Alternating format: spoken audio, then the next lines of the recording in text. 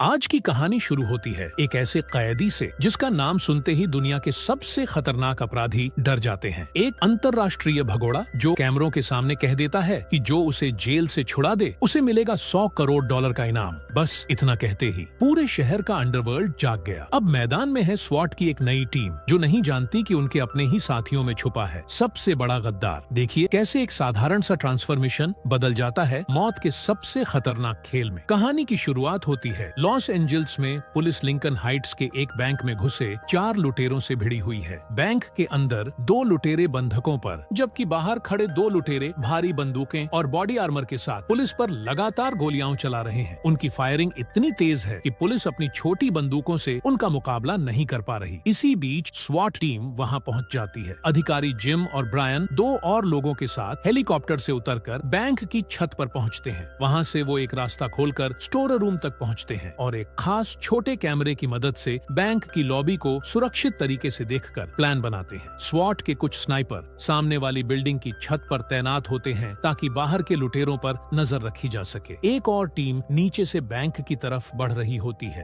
तभी बाहर का एक लुटेरा कार में बैठकर भागने की कोशिश करता है, लेकिन स्नाइपर उसे एक ही गोली में मार देता है। दूसरा लुटेरा भी पुलिस से लड़ता रहता है, लेकिन जमीन से आ रही टीम उसे भी जल्दी खत्म कर देती है। अब अंदर के दोनों लुटेरे डर जाते हैं। तभी स्वॉट टीम बैंक में एक सुरक्षित फोन भेजती है ताकि वार्ताकार उनसे बात करके बंधकों को सुरक्षित बाहर निकाल सके। जब स्वॉट वार्ताकार लुटेरों से बात कर रहा होता है तभी लेफ्टिनेंट वेलास्केज अपनी टीम को बैंक के अंदर रुककर इंतजार करने का आदेश देता है, लेकिन ब्रायन उसकी बात नहीं सुनता। वह चुपके से स्टोर रूम की ओर बढ़ता है और जिम मजबूरी में उसका पीछा करता है ताकि हालात और खराब न हो। स्टोर रूम से आगे बढ़कर ब्रायन एक ऐसी जगह पहुंच जाता है जहां से उसे दोनों लुटेरों पर साफ निशाना लग सकता है। वेलास्केज बार बार उसे रेडियो पर आवाज देता रहता है, लेकिन ब्रायन उसकी एक भी कॉल का जवाब नहीं देता। उधर अंदर माहौल और डरावना हो जाता है। अचानक एक लुटेरा घबराकर एक महिला बंधक को पकड़ लेता है और उसे मारने के लिए बंदूक उसके सिर पर तान देता है। ये देखते ही ब्रायन फौरन गोली चला देता है। उसकी गोली लुटेरे के कंधे में लगती है जिससे वो मर जाता है, लेकिन उसी गोली में महिला भी घायल हो जाती है। जिम तुरंत आखिरी लुटेरे को भी मार गिराता है और आखिरकार पूरी मुठभेड़ खत्म हो जाती है। इसके बाद जिम घायल महिला को चेक करता है, एम्बुलेंस बुलाता है और जब ब्रायन पूछता है कि क्या वो महिला बच जाएगी तो जिम नाराज हो जाता है क्योंकि ब्रायन की जल्दबाजी से ही महिला घायल हुई थी। कुछ समय बाद पुलिस स्टेशन में कैप्टन फुलर जिम और ब्रायन पर जोर से गुस्सा करता है। वह कहता है कि दोनों ने आदेशों की अवहेलना की और अब घायल महिला उन पर लापरवाही का केस दर्ज करने वाली है। इस वजह से फुलर उन्हें स्वॉट टीम से निकाल देता है, लेकिन तभी वेलास्केज उनके लिए बात करता है। वह कैप्टन से कहता है कि कम से कम जिम और ब्रायन को टीम में रहने दिया जाए ताकि उन्हें अपनी नौकरी वापस पाने का एक मौका मिल सके। फुलर उनकी बात मान लेता है, लेकिन दोनों को केस ड्यूटी पर भेज देता है। यह एक बहुत ही बदनाम और नीचे का काम होता है जहां पुलिस वालों को सिर्फ हथियारों और बाकी सामान की सफाई, रख रखाव और दूसरे अधिकारियों को उपकरण देने का काम करना पड़ता है। ब्रायन को यह बात बहुत बुरी लगती है। वह खुद को बेइज्जत महसूस करता है और गुस्से में फुलर को उल्टा जवाब भी दे देता है, लेकिन इससे हालात और खराब हो जाते हैं और वह नाराज होकर वहां से चला जाता है। जब जिम थोड़ा सोचने लगता है तो फुलर उसे एक मौका देता है कि वह अभी भी टीम में वापस आ सकता है, लेकिन शर्त यह है कि जिम को मानना होगा कि गलती ब्रायन की थी और उसी की लापरवाही से पूरा मामला बिगड़ा। उधर ब्रायन ने तो नौकरी ही छोड़ने का फैसला कर लिया है। वह अपना सामान पैक कर रहा होता है, तभी जिम वहां पहुंचता है और कहता है कि फुलर जो कह रहा है वह सही है। उस दिन ब्रायन सच में लापरवाह था। इस बात से दोनों में बहस शुरू हो जाती है। ब्रायन को लगता है कि जिम ने उसे धोखा दे दिया है और गुस्से में वह जाते जाते अपना सिर शीशे से मार देता है। 6 महीने बाद जिम अपना खाली समय ट्रेनिंग में बिताता है, लेकिन नौकरी में उसे अब सिर्फ छोटा मोटा काम मिलता है। उसे गन रूम में बैठकर दूसरे पुलिस वालों के लिए हथियार साफ करना और उनकी व्यवस्था संभालनी पड़ती है। एक दिन सार्जेंट होंडो थाने में आते हैं और जिम से अपनी कस्टमाइज्ड M4 राइफल ठीक करने के लिए कहते हैं। जिम राइफल को देखता है और उसकी बनावट से काफी प्रभावित हो जाता है। इसके बाद होंडो वेलास्केज से मिलता है। दोनों LAPD के खिलाफ छपे कुछ तेज और विवादित लेखों पर बात करते हैं। इन लेखों की वजह से पुलिस प्रमुख ने विभाग में बड़े सुधार करने का आदेश दिया है। वेलास्केज चाहता है कि होंडो उसकी कमान में एक नई स्वॉट टीम बनाए और वह इसके लिए अपने 2 भरोसेमंद अधिकारियों T.J और माइकल के नाम सुझाता है। होंडो वेलास्केज के सुझाए हुए 2 अधिकारियों को मान लेता है और फिर बाकी 3 लोगों को चुनने के लिए कार्मिक फाइलें देखने का फैसला करता है। हालांकि आखिरी फैसला फुलर ही करेगा। होंडो की की राइफल ठीक करने के बाद जिम घर जाता है। वहाँ पहुंचकर उसे पता चलता है कि उसकी गर्लफ्रेंड अपना सामान पैक कर रही है और घर छोड़कर जाने वाली है। वह कहती है कि अब उनके रिश्ते पहले जैसे नहीं रहे और स्वॉट टीम से निकाले जाने के बाद जिम बहुत बदल गया है। वह जिम को आखिरी बार किस करने की कोशिश करती है, लेकिन जिम उसे रोक देता है और उसे जाने देता है। अगले दिन काम पर जिम का एक नया टैलेंट सामने आता है। पिंजरे केस ड्यूटी में काम करते हुए उसने एक नया उपकरण बनाया है जिसे वह आगे चलकर पेटेंट करवाने की सोच रहा है। यह एक बड़ा हुक और मोटी चेन होती है जिसे दीवारें गिराने, बैरिकेड तोड़ने और खतरनाक हालात को जल्दी खत्म करने के लिए बनाया गया है। जिम मजाक में इसे शहर की चाबी कहता है। जिम अपने साथी को इस नए आविष्कार के बारे में समझा ही रहा होता है कि तभी होंडो अंदर आता है। वह यह नया आइडिया देखकर जिम की तारीफ करता है। फिर वह अपनी राइफल लेता है और राइफल में जिम द्वारा किए गए सुधारों को देखकर काफी प्रभावित होता है। कुछ देर बाद होंडो कुछ पुलिस वालों को लेकर फायरिंग रेंज में जाता है ताकि सब लोग शूटिंग की प्रैक्टिस कर सकें। फायरिंग रेंज में टी टॉडजे होंडो को हरा देता है। होंडो ने $200 की शर्त लगाई थी कि जिम टी टॉडजे को हरा देगा। टी टॉडजे चैलेंज स्वीकार करता है और फिर उसकी टक्कर जिम से होती है। सबको लगता है कि जिम हार जाएगा, लेकिन होंडो को छोड़कर बाकी सभी हैरान रह जाते हैं जब जिम मुकाबला जीत जाता है। उधर दूसरी तरफ फ्रांस का mafia boss Alex Los Angeles पहुंचता है। एयरपोर्ट पर सिक्योरिटी उसका चाकू लेने की कोशिश करती है, लेकिन एलेक्स बहाना बनाता है कि यह परिवार की निशानी है, इसलिए वह चाकू अपने पास रख लेता है। बाहर उसके आदमी उसका स्वागत करते हैं और उसे बाद में भागने के लिए एक नकली पासपोर्ट भी दे देते हैं। एलेक्स अपने चाचा से मिलने एक रेस्टोरेंट जाता है और दिखाता है कि वह उन्हें सरप्राइज देने आया है, लेकिन उसे पता है कि चाचा काफी समय से परिवार के पैसे चुरा रहे थे। दोनों खाना खाते हैं और उसके बाद एलेक्स अचानक चाकू निकालकर अपने चाचा को मार देता है। फिर वह अकेला कार में बैठकर रेस्टोरेंट से निकलता है। कुछ दूर जाते ही पुलिस उसे रोक लेती है क्योंकि कार की टेल लाइट टूटी हुई होती है। पुलिस को पता चलता है कि यह कार उसके चाचा के नाम पर है और चाचा पर पहले से गिरफ्तारी वारंट जारी है, इसलिए वे एलेक्स को हिरासत में ले लेते हैं और पूछताछ के लिए थाने ले जाते हैं। एलेक्स उन्हें पैसे देकर रिश्वत देने की कोशिश करता है, लेकिन पुलिस नहीं मानती तो उसे सीधे कोठरी में डाल दिया जाता है। इस बीच होंडो थाने वापस आता है और कुछ नए रंग रूट ढूंढने निकलता है। वह उस दिन के लिए जिम को अपना ड्राइवर बना लेता है। सबसे पहले होंडो और जिम अधिकारी डेके की जांच करने पहुंचते हैं। डेके उसी वक्त एक संदिग्ध के पीछे दौड़ रहा होता है। जैसे जैसे दोनों सड़क पर भागते हैं, होंडो और जिम भी पीछा करने में जुट जाते हैं। कुछ ब्लॉक तक दौड़ने के बाद वो लोग मिलकर संदिग्ध को पकड़ लेते हैं, लेकिन इससे डेके नाराज हो जाता है क्योंकि वह चाहता था कि यह पूरा काम वही अकेले करे। हालांकि जब होंडो उसे टीम में शामिल होने का न्योता देता है तो डेके का गुस्सा थोड़ा शांत हो जाता है। इसके बाद वे एक और उम्मीदवार से मिलते हैं। वह आदमी शाकाहारी है, बहुत ज्यादा मीठा और विनम्र तरीके से बात करता है और पहली ही मुलाकात में होंडो को महसूस हो जाता है कि यह इंसान स्वॉट की सख्त यूनिट में ज्यादा समय तक नहीं टिक पाएगा, इसलिए वह उस पर अच्छा प्रभाव नहीं छोड़ पाता। इसके बाद दोनों क्रिस नाम की एक मेट्रोपोलिस अधिकारी के बारे में पता लगाने निकलते हैं। क्रिस ने कई बार स्वॉट में आने के लिए आवेदन दिया था और हर बार टेस्ट में पास भी हुई थी, लेकिन फिर भी उसे हर बार रिजेक्ट कर दिया जाता था। कारण बताया जाता था कि उसके खिलाफ कई बदसलूकी और कदाचार की शिकायतें हैं जो ज्यादातर संदिग्धों ने की थी। होंडो और जिम जब उसे ढूंढते हैं तो पता चलता है कि क्रिस अभी इमरजेंसी वार्ड में है, इसलिए वह तुरंत उसे अपनी टीम में शामिल होने का ऑफर दे देता है। मुख्यालय वापस पहुंचते ही जिम होंडो से पूछता है कि क्या वो उसे एक और दिन यूं ही चक्कर लगवाने वाला है या आखिर बताएगा भी कि उसने जिम को इस भर्ती मिशन पर साथ क्यों लाया था। होंडो मुस्कुराकर सीधा सवाल करता है, क्या तुम सच में टीम में शामिल होना चाहते हो? जिम थोड़ा झिझकता है क्योंकि वह जानता है कि फुलर कभी इसकी इजाजत नहीं देगा, पर होंडो तुरंत पूछता है, क्या तुमने हार मान ली है ब्रायन? जिम साफ कहता है कि उसने हार नहीं मानी। बस इतना ही सुनकर होंडो उसे टीम की आखिरी जगह दे देता है। इसके बाद टीम पर चर्चा के लिए एक बड़ी मीटिंग होती है। जैसा कि उम्मीद थी, फुलर क्रिस और जिम दोनों को रिजेक्ट कर देता है, लेकिन होंडो पीछे हटने वालों में से नहीं है। वह अपनी बात पर अड़ जाता है। आखिरकार फुलर एक शर्त रखता है, टीम वही रहेगी, लेकिन अगर वे स्वॉट के जरूरी शुरुआती टेस्ट में फेल हुए तो क्रिस अपनी पुरानी ड्यूटी पर वापस जाएगी और जिम और होंडो दोनों को ही फोर्स से निकाल दिया जाएगा। होंडो बिना डरे यह शर्त मान लेता है। उसे अपने लोगों पर भरोसा होता है। कुछ ही समय बाद ट्रेनिंग शुरू हो जाती है। टीम के सभी सदस्य एक दूसरे को बेहतर तरीके से जानने लगे। इसी दौरान एक और बात सामने आती है। जिम की एक्स गर्लफ्रेंड दरअसल माइकल की बहन है और माइकल को लगता है कि जिम ने उसकी बहन के साथ गलत किया था। इसी वजह से दोनों के बीच तनाव है और एक बार तो उनके बीच लड़ाई होने ही वाली थी, जिसे बाकियों ने बीच में आकर रोक लिया। शुरुआत में टीम थोड़ी कमजोर लगती है, लेकिन धीरे धीरे वे संभल जाते हैं और अच्छा प्रदर्शन करने लगते हैं। एक स्नाइपर सेशन में तो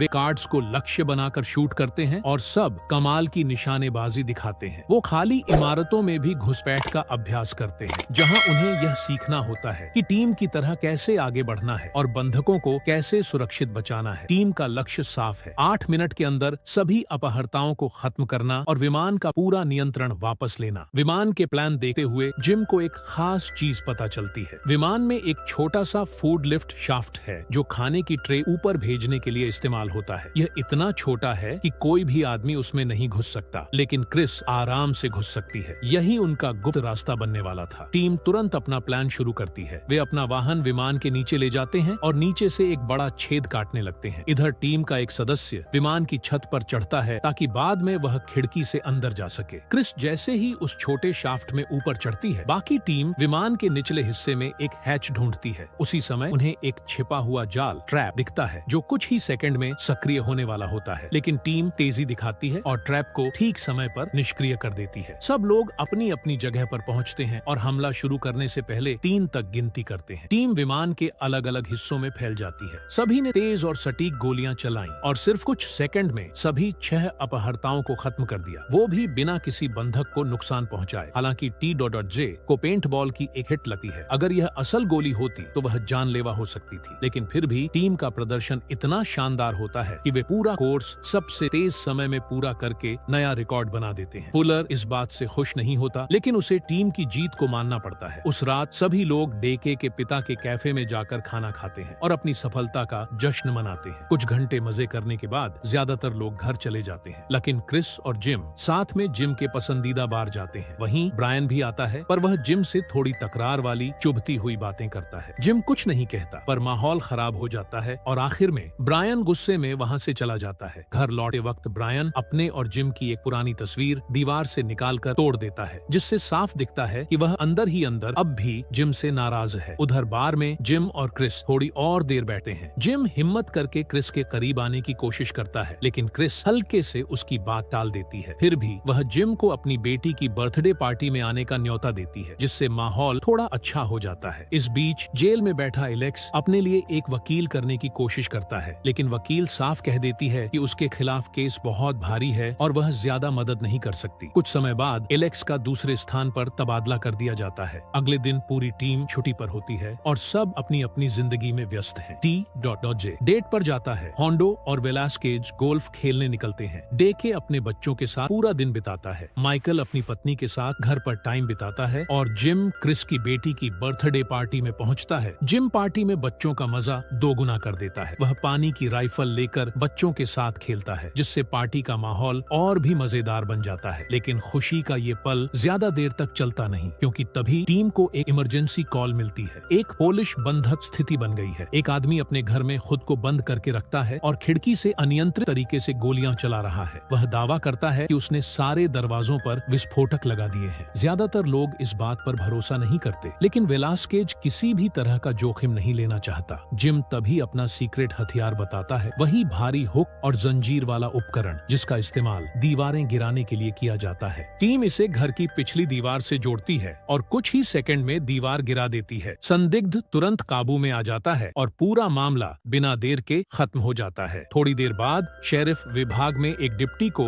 एलेक्स की असल पहचान के बारे में जरूरी जानकारी मिलती है। यह रिपोर्ट तुरंत वेलास्केज को भेजी जाती है। वेलास्केज तुरंत आदेश देता है कि होंडो की टीम उस जेल बस को रोककर एलेक्स को सुरक्षित एस्कॉर्ट करे, लेकिन उसी समय एलेक्स के गिरोह को भी उसके तबादले की खबर मिल जाती है। गिरोह के 2 लोग पुलिस की यूनिफॉर्म पहनकर चोरी की पुलिस कार में निकलते हैं। वे जेल बस को रास्ते में रोकते हैं और असली पुलिस जैसा व्यवहार करते हुए बस के अंदर घुस जाते हैं। बस में घुसते ही वे डिप्टी को गोली मार देते हैं और एलेक्स को छुड़ा लेते हैं। जैसे ही वे भागने की कोशिश करते हैं, होंडो और उसकी टीम तुरंत सड़क को ब्लॉक कर देती है। अपराधी उन पर गोलियां चलाते हैं और दोनों तरफ से जबरदस्त फायरिंग शुरू हो जाती है। सड़क पर मौजूद सभी आम लोग डर कर इधर उधर भागने लगते हैं, लेकिन स्वाट की टीम तेज और सटीक जवाब देती है। कुछ ही पलों में सभी नकली पुलिस वालों को खत्म कर दिया जाता है। एलेक्स चोरी की पुलिस कार लेकर भागने की कोशिश करता है, लेकिन टीम उसकी कार पर लगातार फायर करती है। आखिरकार उसकी कार सड़क पर फिसलकर दुर्घटनाग्रस्त हो जाती है और टीम फिर से एलेक्स को गिरफ्तार कर लेती है। कुछ देर बाद पुलिस को पता चलता है कि एलेक्स कोई आम अपराधी नहीं है, वह एक अंतर्राष्ट्रीय भगोड़ा है जिसे 1 दर्जन से ज्यादा देशों में हत्या, हथियारों की तस्करी और कई गैर कानूनी कामों के लिए खोजा जा रहा है। इस बड़ी खबर की वजह से मीडिया भी पीछे पड़ जाता है। जब एलेक्स को दूसरे कमरे में ले जाया जा रहा होता है, वह कैमरों के सामने आकर अचानक चिल्लाता है, जो भी मुझे जेल से छुड़ाएगा उसे मैं $100 मिलियन दूंगा। ये बात सुनकर पूरे शहर में हड़कंप मच जाता है। हर न्यूज चैनल लगातार यही प्रसारण करता है और ये भी साबित कर देता है कि एलेक्स के पास सच में इतना पैसा है कि वह इनाम दे सकता है। अब लॉस एंजल्स के हर छोटे बड़े अपराधियों की नजर उसी पर टिकी है। होंडो की टीम परेशान है क्योंकि अब एलेक्स को ले जाना पहले से 10 गुना खतरनाक हो चुका है। टीम एलेक्स को हेलीकॉप्टर से निकालने के लिए इमारत की छत पर पहुंचती है। हेलीकॉप्टर बस उनके पास आने ही वाला होता है, लेकिन तभी अचानक एक अदृश्य स्नाइपर उसे गोली मार देता है। हेलीकॉप्टर बेकाबू होकर नीचे सड़क पर गिरता है और जोरदार धमाके के साथ फट जाता है। टीम तुरंत एलेक्स को वापस इमारत के अंदर ले जाती है और एक नई योजना बनाती है। अब उसे काफिले के जरिए ले जाया जाएगा। टीम कई कारों और बाइकों के साथ काफिले में निकलती है। रास्ते में कई पागल लोग एलेक्स को देखने के लिए चिल्लाते हैं, लेकिन टीम उन्हें अनदेखा करके आगे बढ़ती रहती है। लेकिन तभी एक बेघर जैसा दिखने वाला आदमी बहुत धीरे धीरे सड़क पार करने लगता है। टीम रुकती है और पता चलता है कि यह एक जाल था। अचानक कुछ गैंग के लोग छिपकर पुलिस पर हमला कर देते हैं। कुछ बड़े ट्रक पुलिस की कारों को टक्कर मारते हैं, बाकी अपराधी गोलियां चलाते हैं और धुएं के ग्रेनेड फेंकते हैं। इस हमले में एक मोटरसाइकिल पुलिसकर्मी की मौत हो जाती है और 2 अधिकारी घायल हो जाते हैं। जब अपराधी एलेक्स को पकड़ने के लिए काफिले की मुख्य गाड़ी को तोड़ते हैं तो अंदर उन्हें एक गुड़िया मिलती है। असल में एलेक्स को गुप्त रास्ते से निकाला जा चुका था और उसे कुछ ब्लॉक्स दूर खड़ी बिना निशान वाली कार में ले जाया जा रहा था। वेलास्केज ऊपर हेलीकॉप्टर से इस पूरी चाल पर नजर रख रहा होता है। कुछ मील तक सब सही चलता है, लेकिन एलेक्स बीच बीच में उन्हें चिढ़ाता रहता है और टीम को रिश्वत देने की कोशिश करता है। जैसे ही वे दूसरा चेक पॉइंट पार करते हैं, अचानक टीजे कार रोक देता है और अपनी बंदूक अपनी ही टीम पर तान देता है। वह एलेक्स का इनाम लेने की लालच में आ चुका था। जिम और माइकल उसे समझाने की कोशिश करते हैं, लेकिन तभी टीजे के साथ ब्रायन आ जाता है। ब्रायन अचानक माइकल को गोली मार देता है और बताता है कि जिम को वे हथकड़ी लगाकर कार में बंद कर देते हैं और टीजे और ब्रायन एलेक्स को लेकर मेट्रो स्टेशन की तरफ भाग जाते हैं। कुछ ही मिनटों में बाकी टीम भी वहां पहुंच जाती है। वे जिम को आजाद करते हैं और माइकल को बचाने के लिए तुरंत एम्बुलेंस बुलाते हैं। फिर टीम 2 हिस्सों में बंट जाती है। होंडो और जिम मेट्रो में पीछे जाते हैं, जबकि डेके और सांचेज आगे वाले स्टेशन की ओर दौड़ पड़ते हैं। दुर्भाग्य से होंडो और जिम ट्रेन पकड़ नहीं पाते। तभी डेके और क्रिस बताते हैं कि ट्रेन अगले स्टेशन तक पहुंची ही नहीं। यह सुनकर दोनों टीमें सुरंग के आखिरी हिस्से तक जांच करने पहुंचती हैं। उन्हें ट्रेन बीच में ही छोड़ दी गई मिलती है, लेकिन ब्रायन और उसके लोग वहां नहीं होते। सिर्फ डरे हुए यात्री बैठे होते हैं। ट्रेन का ड्राइवर उन्हें एक नाले के रास्ते की ओर इशारा करता है और टीम उसी में अंदर उतर जाती है। जैसे ही वे अंदर जाते हैं, उनका पुलिस से संपर्क कट जाता है। उधर फुलर को टीजे के धोखे और ब्रायन की प्लानिंग के बारे में पता चलता है। क्योंकि टीम भी अब कोई जवाब नहीं दे रही, उसे शक होने लगता है कि शायद पूरी टीम भी एलेक्स को छुड़ाने में शामिल है। तभी उसे खबर मिलती है कि हॉथॉर्न एयरपोर्ट पर एक रनवे को किसी ने जला दिया है। उसे यकीन हो जाता है कि ब्रायन वहीं जा रहा है, इसलिए वो सारी पुलिस यूनिट्स को वहां भेज देता है। इधर सीवर सुरंगों में टीम आगे बढ़ती है और चमगादड़ों से बचते हुए अपराधियों के करीब पहुंच जाती है। ब्रायन आगे एक बम वाला जाल लगा देता है, जिसमें क्लेमोर माइन और धुएं का ग्रेनेड होता है। हालांकि ये योजना टीजे को पसंद नहीं आती। जब डेक गलती से जाल को छूने ही वाला होता है, जिम समय रहते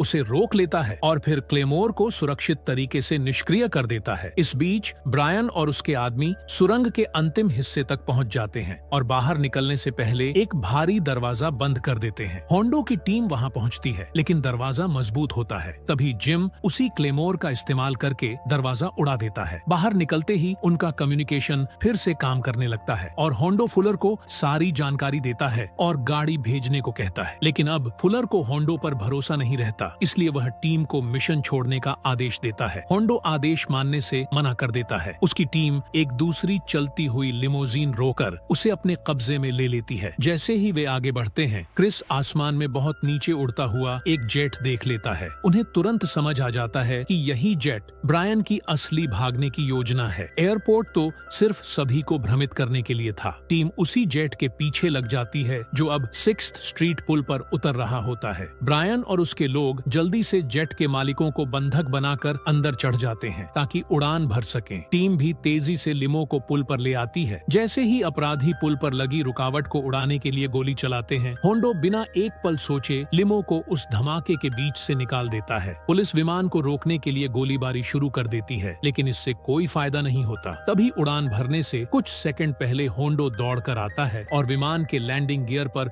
जोरदार वार कर देता है। इससे विमान संतुलन खो देता है और वहीं दुर्घटनाग्रस्त हो जाता है। इसके बाद स्वाट टीम और ब्रायन के लोगों के बीच फिर से फायरिंग शुरू हो जाती है। इसी दौरान क्रिस के कंधे पर गोली लग जाती है। उधर एलेक्स मौके का फायदा उठाकर भागने की कोशिश करता है, लेकिन डेक उसके पीछे दौड़ता है और उसे तुरंत पकड़ लेता है। ब्रायन एक बंधक को ढाल बनाकर विमान से बाहर निकल जाता है और पुल से नीचे भागता है। जिम भी उसके पीछे कूद जाता है। वहीं होंडो को घायल T.J मिलता है। T.J रोते हुए कहता है कि उसे अपने किए पर बहुत पछतावा है और माइकल के बारे में पूछता है। होंडो उसे बताता है कि माइकल के ठीक होने की उम्मीद है। यह सुनकर T.J अपनी बंदूक निकालता है और खुद को गोली मार लेता है। जिम नीचे रेलवे यार्ड में पहुंच जाता है, लेकिन अचानक ब्रायन उस पर हमला कर देता है और भागने से पहले उसके हाथ में चाकू मार देता है। जिम उसके पीछे दौड़ता है और चलती हुई ट्रेनों से बचते हुए आखिरकार ब्रायन से भिड़ जाता है। दोनों के बीच जबरदस्त हाथापाई होती है। तभी एक तेज रफ्तार ट्रेन पास आती है। जिम मौका देखकर ब्रायन को लात मारता है, जिससे उसका सिर पटरी पर लगता है और वो तुरंत मर जाता है। थोड़ी देर बाद जिम वापस पुल पर अपनी टीम के पास लौट आता है। फुलर वहां आता है और टीम की तारीफ करता है कि उन्होंने कमाल का काम किया है, लेकिन वह यह भी बताता है कि मिशन अभी खत्म नहीं हुआ। एलेक्स अभी भी उनकी हिरासत में है और उसे एक फेडरल जेल में ले जाना है। टीम एलेक्स को स्वाट ट्रक में बैठाकर सुरक्षित जेल तक पहुंचाती है। कुछ देर बाद जैसे ही सब सांस ले रहे होते हैं, पुलिस वायरलेस पर एक नई डकैती की खबर आती है। होंडो कहता है कि उनकी शिफ्ट तो